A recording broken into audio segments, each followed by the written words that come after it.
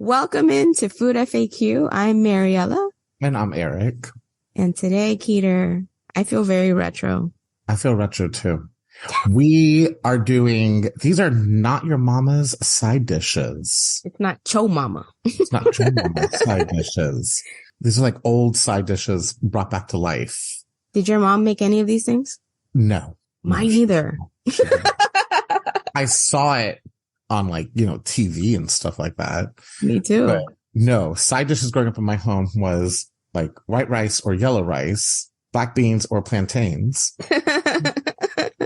and avocado with onions. That's about true. it. For tomatoes. Tomatoes. That's the side dishes. Simple. We should do a whole Cuban series. Why haven't we done that?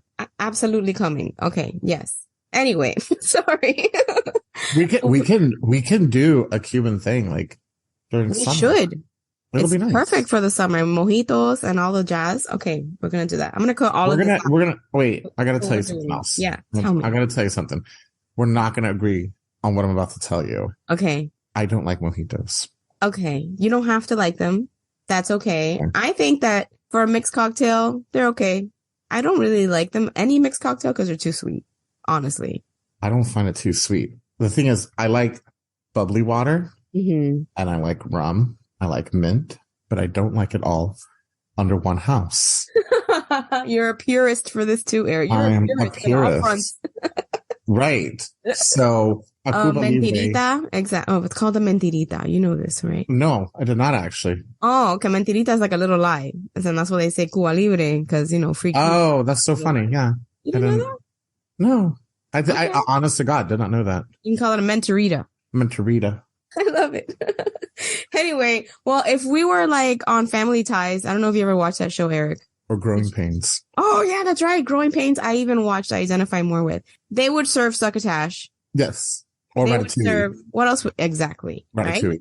So these were the things we came up with, and we were we're going to bring this into today, making it delicious and not I don't know, people complained about all these kinds of foods, I think, on television that I recall. They were never looked for foods. Yeah, I wanted to eat them. You did. I wanted to try it. I don't know. I feel maybe I was they probably suck because everybody complains about lima beans and all this stuff. Well, I did have lima beans once as a kid. One time. I did. They were always in the mixed vegetables.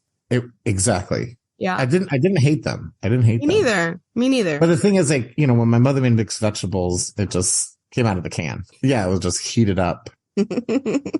So what did we do to fix that, Kiki? We did good. We did really freaking good. We're going to talk about ratatouille. And I think what's great about this recipe, Madi, is that there are so many things you can do with it than just eat it. And I think what's fantastic about this recipe is for our vegetarian and vegan friends out there, this could actually be a full meal, how heavy and great it was. So we took a beautiful eggplant or an aubergine. And I know I got fancy for you. So we took an eggplant and we took some squash and zucchini and we took tomatoes. Yes. And we cut them up. So the first thing we did, of course, is we had to let the eggplant kind of sit in salt for a little while. Yeah. And that brings out the, bitterness of the eggplant. And excess water. Yep, exactly. And then you pat it dry. Do not wash it. That was my mistake. Pat it dry. And we just cut everything down the line. And it just came out everything was little circles. And we actually went to Trader Joe's, you and I, and had a great time. Nice. And we found this tomato pesto sauce. It's red pepper pesto. It was red pepper pesto. Thank you. Mm-hmm. It was so freaking delicious. Oh my God. And it was just so good. And we took that tomato pesto and we just layered the bottom of the dish with this. Then we went ahead and we took the vegetables and lined them up like little soldiers. You just do whatever order you want it in. I just did, eggplant, squash, tomato, zucchini, eggplant, squash, tomato, zucchini. Just line it up. Mm-hmm. Once it was done lined up, we took a bowl and we put some of that pesto in the bowl, some extra virgin olive oil. We took salt, pepper, basil. I think we put thyme in there also. I think we may have because we had it on hand. Why wouldn't we? Right. And so we put it in there, mixed it all together and poured it over all the vegetables. And then we let the ratatouille bake. I think it baked at 400 for about an hour, close to an hour. Was it a while? Yeah. Yeah, it was a while. The ratatouille baked 45 minutes an hour, baked for a while because all the vegetables got like really nice and soft. Man, And I just want to say, if you're allergic to nuts, so remember Ryan is allergic to nuts, so he actually couldn't eat this. But if you are allergic to nuts, you honestly can just take like a tomato, not tomato concentrate, not tomato sauce. Tomato paste. Yeah. Oh my God, what's wrong with me? You've been spring cleaning, baby. I know. Weekend brain. That's what's happening. You know what it's like to be me now. Like you're like a housewife over there. Oh my God, it's horrible. I'd rather go to work. So it's God. Many props to the house people because there's housewives and house husbands. So anyway, so if you are allergic to nuts, go ahead and just use a tomato paste inside that olive oil mixture instead of the red pepper pesto. But that pesto is really good. Anyways, it baked. It came out. It was, honest to God, the best vegetable medley I put in my frickin' mouth. It was so good. It was so good. Honestly, can be the main course. I mean, you can spoon this over rice. You can take it out and you could make it with pasta. And Madi, you came up with a great idea of you could put it between bread and you can make a vegetable panini out of this. Delicious. There is so much vegetables, flavorful. The texture of the eggplant was my favorite because it was a little bit soft. You know, eggplant gets soft when you bake it. But it was a little bit soft, but still had like some tooth to it. And the flavors of the fresh herbs and that pesto, it has cashews in it, but if you're not allergic, please buy this pesto. It infiltrated like every layer of that vegetable. And there was just a little bit of sauce created on the bottom from the oils of the vegetables that seriously, you could spoon this over pasta and it is a complete meal. You don't need to do anything but just cook pasta. It was intoxicatingly good, Eric. Cook rice with it. You know what? I'm thinking about it right now. I would almost maybe sprinkle, like the last 20 minutes of cooking, sprinkle like some goat cheese over it. Oh, or Parmesan. Something like that, or Parmesan over it. It was really amazing how this just came out like an actual meal. It was hearty. Like it was legitimately, and I am absolutely an omnivore. I like protein in all of my meals. Me too. But this, when people say, oh, you're not going to miss the steak. No, you are. But this, honestly, if you walk into it knowing you just want a vegetarian meal, this is fantastic. I would absolutely make it again. I am craving it also, and I'm going to make it. I was just telling you that because when we were there and where I was tasting, I wasn't feeling great. So my palate, I don't think was 100%. But now I really just want to try it. And I want to put it in bread and put some very thick mozzarella and make it all weepy and delicious, like a vegetarian roasted vegetable sandwich. Yeah, that would be fantastic. Heaven. That would be fantastic. I'm telling you, just chop it up a little bit and put it over rice and you have a full meal. That would be so very good. Simple. Yeah. Just over white rice. It would be fantastic. I'm hungry. I want that now. Both our Hispanic side totally came out with that one. We're like, put it over rice. Rico. So it was so fantastic. I really, really hope everybody. Right. And the thing is, Madi, the recipe, the vegetables and the ingredients, it was so simple. It's not a difficult thing. And it did get better the next day. Did it? It was, yes, because all the ingredients just keep blending together. This is something that you can absolutely make and eat off of it the next day. This is something that I don't necessarily know if I would freeze it, but I think too much water. That's what I was thinking. There's just too much water. But it is something that you could put together in 20 minutes. And just let it bake. While you get home, just let it bake and get yourself comfortable, take your shower. And when you're ready to sit down and eat, it's ready for you. And I want to say this, I've had ratatouille before. I've made it before unsuccessfully, watery mess. And the biggest marker, the difference in this recipe and in what I've made in the past is that it is not watery at all. Even with zucchini and squash, I don't like these vegetables because they just become a limp noodle mess and I don't appreciate them very much. But in this dish, the way that we cooked it, since the wet ingredients were kind of solid, it was more of a thick sauce. It really allowed the juices from the vegetables to mix in with that and create a sauce that was not watery, which is, I think, the biggest difference in what I've had before and this. Absolutely. I think I've had ratatouille maybe once or twice before. It didn't taste anything like this. But I think also, you know, you and I always talk about, and just like, you can listen to everybody who talks about food. And I think it just comes down to the seasoning of it. Yeah. And just making sure you're seasoning at every level. Yes. That you can. And this was fantastic. I can't talk about it enough, honestly. It is so flipping good.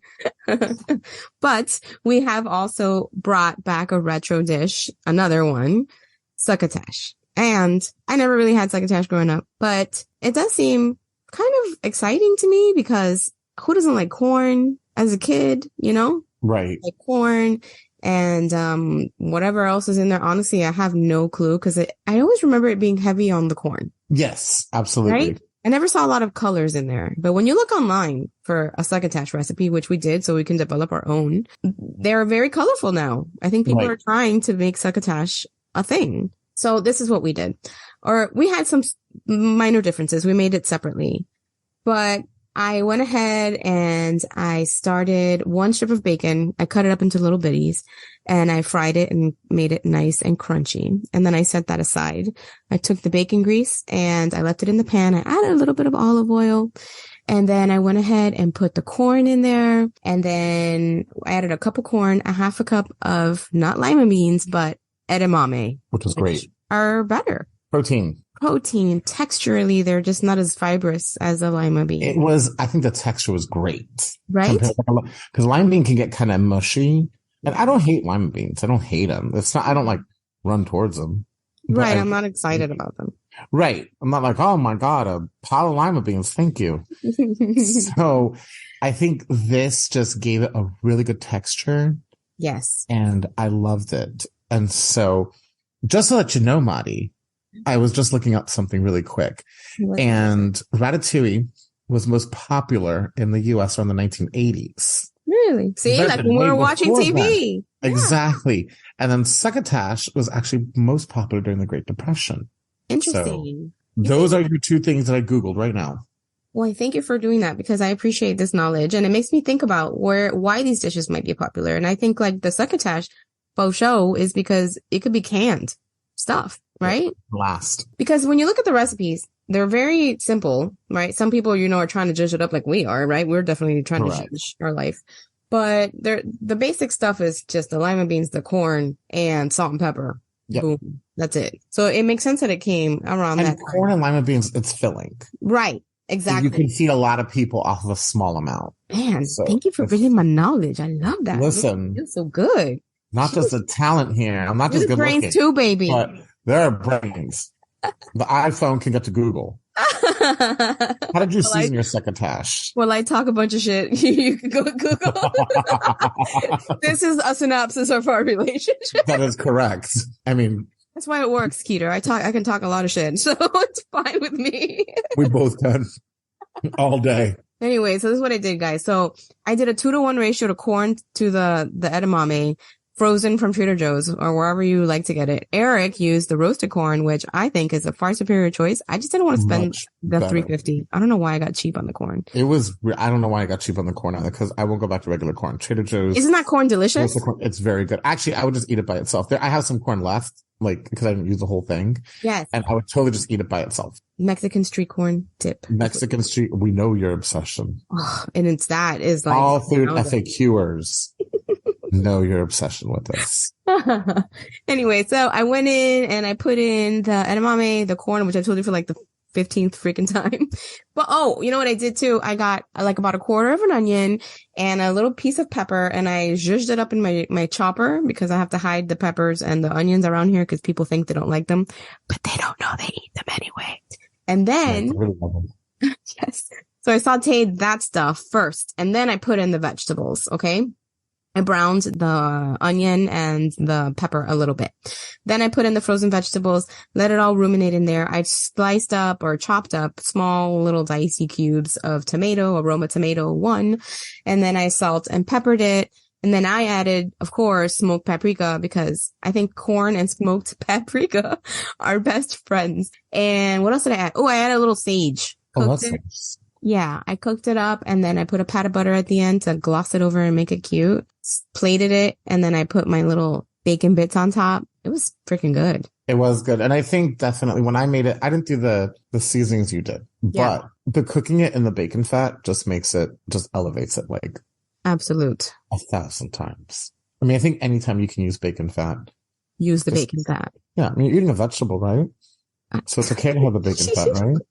It could be enveloped in pig fat. I mean, is that how it balances out? That's what balance is, right, guys? Pig fat covered corn. That's remember back like in the early 90s when they would have like really weird ideas, like if you drink a Diet Coke while you ate your food, it balances it out. Yes. Or if you ate while you were standing. They hoped it would work. Right. It wouldn't like sit in your stomach. So that's where I'm getting this from. If you're eating a vegetable, if you roll around in bacon fat, I assume it's going to be okay. It makes everything okay. It's heart healthy. It's healthy now. So I did the same thing, and I cooked the bacon, and then I put in the bacon, I cooked the corn edamame. I used equal parts. Okay, good. I just wanted to. Yeah. And so I just used equal parts. I did salt, pepper, and a little bit of cayenne. Like we talked about, I'm kind of in a spicy mood. And so I did that, and that's all I did. And it was really good. Yeah. But I think it's because I also used the corn, the smoky corn. And I think that gave a lot of flavor to it. I didn't have to add much more to it. Yeah, that smoky corn has its own flavor profile that you don't have to mess with. It's really good. This was good. This stuff was really good. Now, the succotash, I don't know if I can see it as a main dish, but I'll be honest with you. I can see it as your main dish if it's like, okay, so for me, dinner is my biggest meal of the day. Mm-hmm. But I can see it as something you can take to lunch with you. Yeah. And be totally satisfied with it. I think it's just a really tasty way to eat corn. I agree. And it's definitely not a meal. I would never say that this is a meal. I would definitely serve it with like a starch, maybe rice, because it has its own little sauce. At least mine did. Tomatoes in it. So it has its own little sauce. So like when you pair it with rice, it'll probably meld on your plate where they kind of touch, and the rice gets a little bit of the flavor from the succotash. And then together they're like a little, I don't know if you do that. I love that. It has a little crispiness of the bacon on it too, which was my favorite. Oh, which is the best part. My kids were fighting over the bacon. Kids did not give 5 fucks about the succotash. They were not. No, of course. I would not give 5 fucks about succotash either. Well, no, as a kid, I wanted to try it, but I was a weird kid. I wanted to try what? Pickled herring was your favorite snack, so let's listen. Not even... You can out me all you want about pickled herring. I will never deny my love. I find it very endearing. I'm not trying to out you. I'm celebrating you. That even as a child, I love pickled herring. Yes, I could see little Eric in his soccer ball uniform, which is how I imagine you from that picture that your mom always had in the living room. You were little, holding your little soccer ball, so cute and like glimmering with life. And I see that kid eating pickled herring, and that shit's amazing. He did. Feels good in my heart. Pickled herring, cracker, but they were like the little, Cuban crackers are big, but then you had like the little Cuban crackers, the little circular ones. Yeah. So 4 pieces of pickled herring, 4 Cuban crackers, and Diet Coke. I mean, that was my after school snack. What is not to love about that, dude? So, but I could see the succotash going really good. I would make it with like a nice piece of tilapia. I love tilapia. People hate it. Yeah. I don't like it. What do you hate about it? Like, I feel like it's garbage can fish. What do you mean garbage can fish? What the hell? Like, in my head, they're growing it in like a dirty cesspool, and like they're all like touching and almost becoming locusts, and they're dirty, eating their own feces. And I don't know what it is about tilapia. I feel like it's not a real fish. It's like garbage can fish. Where the fuck do you buy your fish? That you have images of fish in garbage cans. I don't know. You say locusts, like a little bit. Like, that even makes sense. My God. I know. So I don't like it. I won't even eat it, honestly. What about catfish? Then you have a problem with that. I don't have any weird thoughts about catfish. I'll eat it. That's a bottom dweller. So you don't have the issue with the bottom dweller. I can't explain the stupidity. It's just there. It lives in me. I'm not going to excuse it. I'm just sharing it. That's all I'm doing. Your bigotry against tilapia. Oh my God. Wow. You're not the only one I've met about it. You're not the only one I've met with that. It's like, it's so widely available that I feel like it's probably garbage. A lot of fish is widely available because it's 2023 in America, Mariela. So and cheap. By widely available, I mean it's fucking cheap. It is cheap. Well, I don't know. I've always bought it kind of frozen too, so it's always definitely been cheap on my list. But you know what? Fuck you. The tilapia is delicious.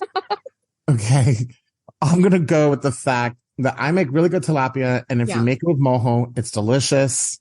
You'll never have any. So you make it with liquid mojo? Yeah. Interesting.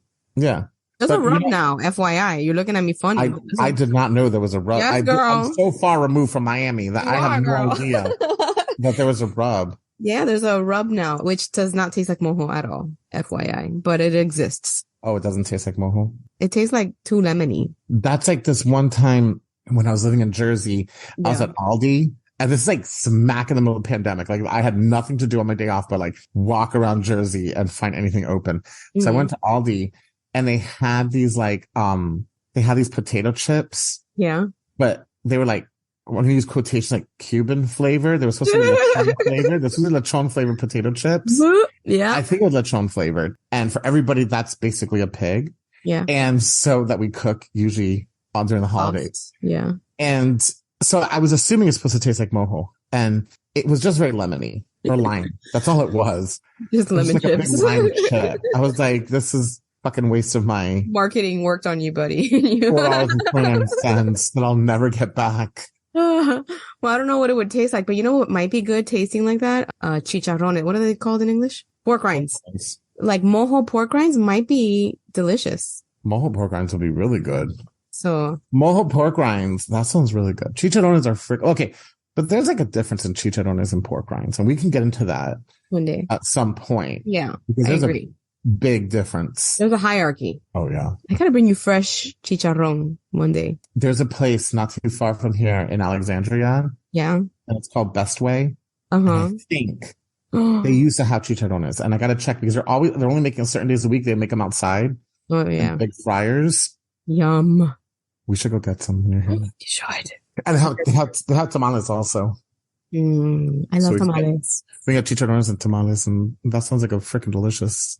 So, yeah. So I think that these are definitely Nacho Mama side dishes, and that your family will enjoy them. I mean, my kids were a little bit resistant to the succotash, but they tried it, right? And I always do that with them and make sure they try something. And then I'll even have my daughter try it twice to make sure that she doesn't like it. And I think eventually this is something they will grow into because it's not that complicated. And it tastes good and it's fast for you to make. And for me, this is like if you buy a rotisserie chicken. Done. You got a meal. You're happy. You're going to be happy. You're going to be happy and you're going to have everything you need in life. This is good. And the ratatouille, I think, is just a special vegetable, but also something you could make on the weekend. And just, I would make this ratatouille. You said it, and I would totally make it as a side dish on Thanksgiving. Absolutely. I would, hands down. Absolutely. Make this as a vegetable side dish. Easter's a good, yeah, that's true. Easter, Thanksgiving. It can absolutely be a side dish on any of the holidays. Yeah. So we love kind of making recipes and retooling them and ignoring the original recipe. And this is like the epitome of that. It's good. I do some research and then I throw it all to the wind and I cook however the fuck I want. And generally it comes out damn delicious. It does. So we hope that you're enjoying our spin on old school recipes. And don't forget to find us on your podcast host and leave us a review. Send us a message, an email, all the things. We're starting to post on the Instagram. Woo! I put up 2 photos of us. And if you're an FAQer, you're going to know exactly what they're about. And I'm so excited to share our faces with you and talk with you. So thank you so much for listening to us today. And we will definitely catch you next time. Bye-bye.